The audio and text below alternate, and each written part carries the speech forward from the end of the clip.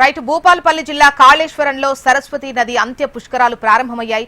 Details మనకు వెంకట్ అందిస్తారు. వెంకట్ చెప్పండి, లక్షల సంఖ్యలో భక్తులు వచ్చేటువంటి అవకాశం ఉంటుంది, మరి ఏర్పాట్లు ఏ విధంగా ఉన్నాయి, ఓవరాల్ గా డీటెయిల్స్ ఏంటి? 50 లక్షల వరకు భక్తులు వస్తారని ఇప్పటికే అధికారిక లెక్కల ప్రకారం అంచనా వేశారు. ఇక్కడ వారికి సంబంధించిన ఏర్పాట్లు కూడా వేగవంతంగా చేశారు. ఇక్కడికి వచ్చే భక్తులకు ఇలాంటి అసౌకర్యం కలగకుండా అన్ని ఏర్పాట్లు చేస్తున్నారు. 300 ఎకరాల్లో పార్కింగ్ కూడా చేశారు. మొత్తానికైతే భక్తులకు ఏదైతే పుష్కర ఘాట్లు ఉన్నాయో అక్కడ 3 ఘాట్లు ఏర్పాటు చేశారు. ఘాట్లలో కూడా వెళ్తున్నటువంటి భక్తులకు పైన స్ప్రింక్లర్లు ఏర్పాటు చేశారు. వేసవి నుండి ఎటువంటి ఇబ్బంది కలగకుండా చర్యలు తీసుకుంటున్నారు. అంతేకాకుండా వారు మంచినీళ్లు అక్కడక్కడ పాయింట్స్ ఏర్పాటు చేశారు. తాగడానికి మజ్జిగ ప్యాకెట్లు కూడా అరేంజ్ చేశారు. సరస్వతి పుష్కరాలు మొత్తానికి ఇక్కడ 12 రోజులుగా జరగనున్నాయి. దీనికి సంబంధించి భక్తులు భారీ సంఖ్యలో వస్తారు. సరస్వతి అంత్య పుష్కరాలు హిందూ సాంప్రదాయాల్లో అత్యంత పవిత్రమైనవి.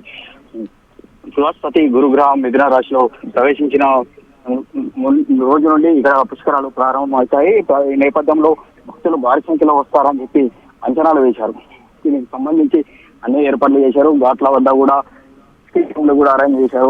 రెస్క్యూ ఇటు సింగరేణి ఎన్డీఆర్ఎఫ్ టీంలను కూడా ఉంచారు. మొత్తానికైతే ఇక్కడ సీసీ కెమెరాలు కూడా నిఘా ఏర్పాటు చేశారు. ఎవరైనా అపరిచితులు వచ్చినట్లు పట్టినందుకు కూడా ప్రత్యేకమైన టీములు కూడా అరేంజ్ చేశారు. పుష్కరాలు ఆధ్యాత్మిక ప్రాముఖ్యతను సరస్వతి పుష్కరాల్లో స్నానం చేసి భక్తులకు విమోచనం కలుగుతుందని వారు భావిస్తున్నారు. ఈ నేపథ్యంలో భారీ సంఖ్యలో రావడానికి సిద్ధంగా ఉన్నారు. మొత్తానికైతే వచ్చే వారు కూడా బస్ స్టాప్ కు చేరుకుంటారు. అక్కడ నుండి నేరుగా ప్రత్యేక వాహనాల్లో పుష్కర ఘాటుకు చేర్చేందుకు కూడా అన్ని ఏర్పాట్లు చేశారు. ఈ నేపథ్యంలో అధికారుల అంతా ఇక్కడ పనిచేస్తుంది. మొత్తానికైతే రెవెన్యూ, పోలీసు, దేవాదాయ శాఖ 3 శాఖల సహాయంతో మొత్తానికైతే ముందుకు సాగుతున్నటువంటి పరిస్థితి కనబడుతుంది. ఈ నేపథ్యంలో ఇక్కడ ఉన్నటువంటి పరిస్థితులను మంత్రి శ్రీధర్ బాబు స్వయంగా పరిశీలిస్తున్నారు. ఎప్పటికప్పుడు అధికారులతో చర్చిస్తూ ఇక్కడ ఉన్నటువంటి ఎలాంటి ఇబ్బందులు తలెత్తకుండా మాత్రం చర్యలు తీసుకుంటున్నారు.